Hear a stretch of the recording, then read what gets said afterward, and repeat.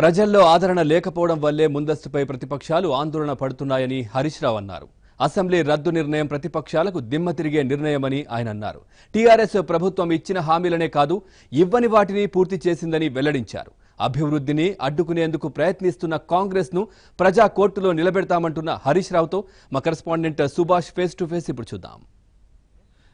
మొట్టమొదటిసారిగా హుస్నాబాద్ వేదిక నుంచి ఎన్నికల నగారం మోగించబోతున్నారు. ఎన్నికలకు సంబంధించిన సభకు సంబంధించిన వ్యవహారాలన్నింటినీ మంత్రి హరీష్ రావు స్వయంగా దగ్గరుండి పర్యవేక్షిస్తున్నారు. ఇక్కడ సభా వ్యవహారాలు ఏ విధంగా జరుగుతున్నాయి మన మంత్రి గారిని అడిగి తెలుసుకుందాం. సార్ చెప్పండి, ముఖ్యమంత్రి కేసీఆర్ తీసుకున్న ఈ నిర్ణయం ప్రతిపక్షాలకు ఒక సర్జికల్ స్ట్రైక్ లాంటి నిర్ణయం అనుకోవచ్చా? అంటే ప్రతిపక్షాలకు దిమ్మె తిరిగిపోయింది. వాళ్ళ ఊహకు కూడా అందలే, అంచనాలకు అందని విధంగా ఈరోజు నిర్ణయాలు చకచకా జరిగిపోతుంటే పాపం వాళ్ళు కోరుకోలేకపోతూ ఉన్నారు.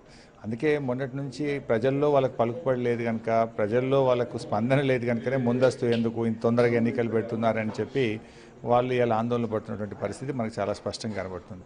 సో ఇలా ముఖ్యమంత్రి గారు అంత ధైర్యంగా నిర్ణయం తీసుకున్నారంటే మా పనితీరు, మాకు ప్రజల్లో ఉండేటువంటి విశ్వాసము, ప్రజల్లో ఉండేటువంటి పార్టీకి మా నాయకుడు కేసీఆర్కి ఉండేటువంటి ఆదరణకు ఇది ఒక నిదర్శనం. ఒకేసారి 105 మంది అభ్యర్థులను ప్రకటించడం ఇది ఏ విధంగా కరెక్ట్ నిర్ణయం అవుతుంది? అంటే అంత క్లారిటీ ఉంది పార్టీకి, మా నాయకుడికి, మా పార్టీకి. ఇలా అంతమంది అభ్యర్థులను ఒకేసారి ప్రకటించగలిగారంటే అంత స్పష్టతతో ఈ పార్టీ పనిచేస్తుందనడానికి అది ఒక నిదర్శనం.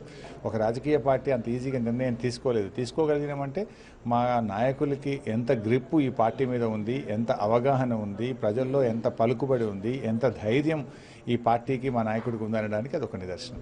హుస్నాబాద్ వేదికగా ముఖ్యమంత్రి కేసీఆర్ పలు సందర్భాల్లో పర్యటించినప్పుడు ఇచ్చిన హామీలు చాలా మటుకు నెరవేర్చలేదని ప్రతిపక్ష పార్టీలు విమర్శిస్తున్నాయి. దీన్ని మీరు ఎట్లా?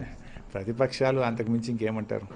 మేము ఇచ్చిన హామీలే కాదు, ఇచ్చిన హామీలన్నీ నెరవేర్చడంతో పాటు ఇవ్వనటువంటి హామీలను కూడా అమలు చేసినాం. గత కాంగ్రెస్ ప్రభుత్వ హయాంలో ఇక్కడ రెవెన్యూ డివిజన్ కావాలని రోజుల తరబడి దీక్షలు చేస్తే మోసం చేసింది ఇవ్వండి వాళ్ళైతే.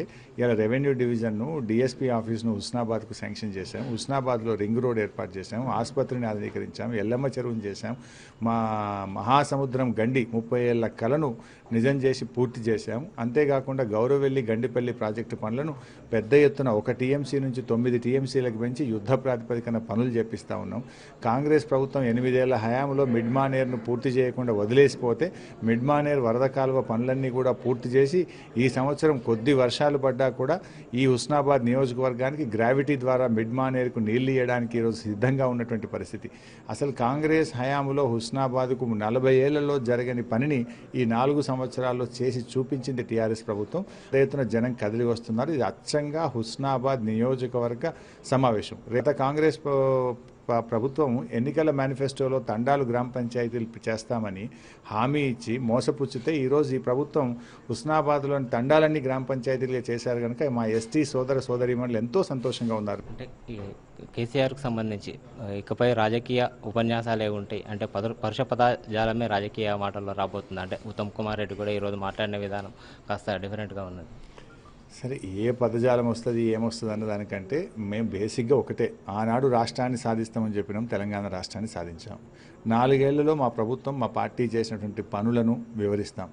ఈ ప్రతిపక్షాలు చేస్తున్నటువంటి అభివృద్ధి నిరోధక చర్యలు దేశంలో ఎక్కడ ఉండదు. కోర్టుల్లో పోయి కేసులు వేసి ప్రగతిని అడ్డుకోవడం, ప్రాజెక్టులను అడ్డుకోవడం, మన థర్మల్ పవర్ జనరేషన్ స్టేషన్లను అడ్డుకోవడం, ఇది కాంగ్రెస్కు మాత్రమే దక్కింది. పని తొందరగా చేయాలని పోరాటాలు చేస్తాయి ప్రతిపక్షాలు తప్ప పనులు ఆపాలి అని చెప్పి పోరాడినటువంటి ఘనత కాంగ్రెస్కు ఉంది. ఇవన్నీ సాక్ష్యాధారాలతో సహా రేపు ప్రజల ముందు పెడతాం. ప్రజా కోర్టులో ముద్దాయిగా కాంగ్రెస్ పార్టీని నిలబెడతాం.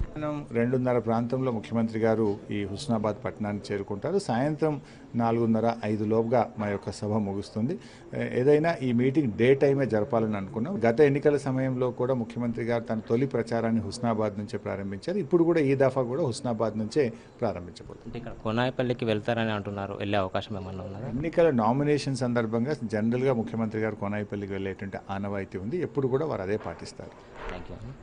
ఎన్నికలకు సంబంధించి సభ రద్దుకు సంబంధించి దిమ్మతిరిగే షాక్ ప్రతిపక్షాలకు జరిగింది. మేము ప్రజాక్షేత్రంలోనే మా సత్తా చూపించుకుంటాము, ఎన్నికల్లో పూర్తి స్థాయి విజయంతోనే తిరిగి అధికారం చేపడతామని మంత్రి హరీష్ రావు గారు అంటున్నారు. వీడియో జర్నలిస్ట్ గిరితో సుభాష్, ఏబిఎన్ ఆంధ్రజ్యోతి, సిద్దిపేట.